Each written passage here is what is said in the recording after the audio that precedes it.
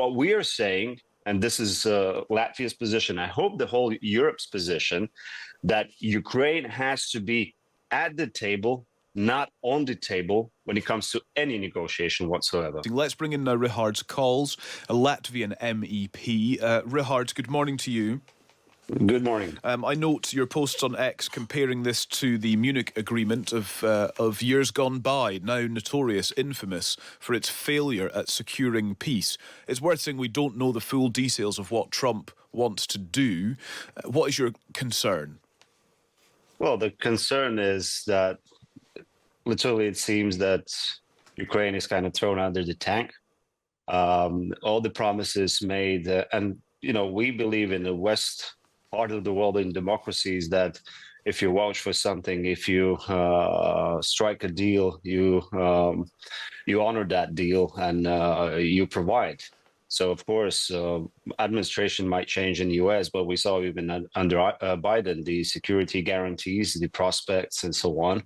And now it's just suddenly vaporized. And this is something that really caused a lot of not only questions, but realization that both for NATO member states and EU member states, is this the new normal in 21st century where not only the autocrats regimes are, abolishing one agreement after another, but it's also infecting already the democratic part of the world as well.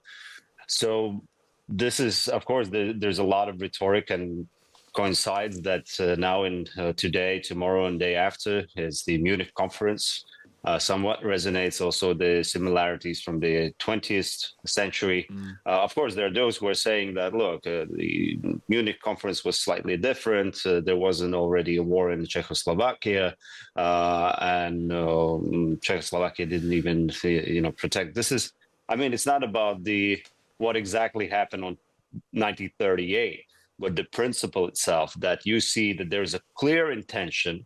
Nazi Germany under Hitler, its imperialistic ambitions to abolish independent countries' sovereignties. And this is exactly the modus operandi that we see from Putin's regime. And it's not just for the past 3 years. It's actually starting, in 2008, 9 with Georgia, then Crimea, and of course, full-scale war in 2022. And I just want to come in, yes, because I think what you're saying is all absolutely valid. I suppose my point, and I think you may make this point as well, Richard, is that Donald Trump is stepping in where European countries have failed. There has not been peace. There has been no plan for peace presented by any European country other than Ukraine, and that was largely seen as perhaps not feasible. Donald Trump is intervening to try to make peace happen. But then again, please define who said it's not feasible. Again, it's the one who can determine on what conditions any prospects for peace could be achieved is actually Ukraine. You cannot decide somebody's country, sovereign countries. It's still a sovereign country. Yes, part of it is it's occupied. It's a member of UN. It's not something in a vacuum. And you cannot just decide in some rooms. That's why there is a references to Munich. I've been saying that actually what needed to be done for the past 3 years, there is a passivity from the European leaders when it comes to providing the full support to Ukraine that requires all these terms that we use, the peace through strength and so on. But we haven't delivered so far. So I've been actually arguing what is needed in the democratic part of the world. We have to have a Casablanca conference, for God's sake, where Churchill met, with the U.S. counterpart, and they decided.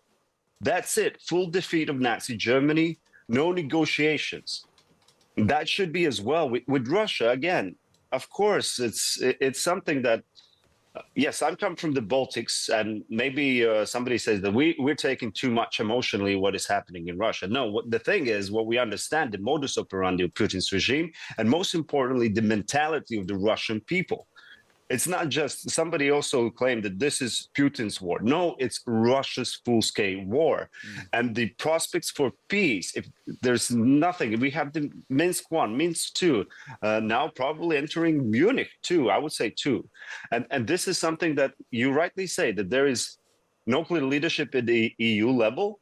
Yes, somewhat, I would say that was also the cause that, well, the last year was the super election year in the world, not only in Europe, but in the world.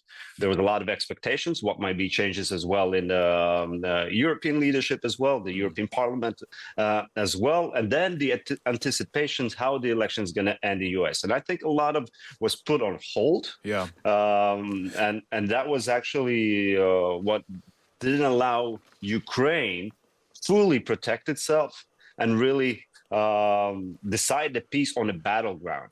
Right now, what we are saying, and this is Latvia's position, I hope the whole Europe's position, that Ukraine has to be at the table, not on the table when it comes to any negotiation whatsoever.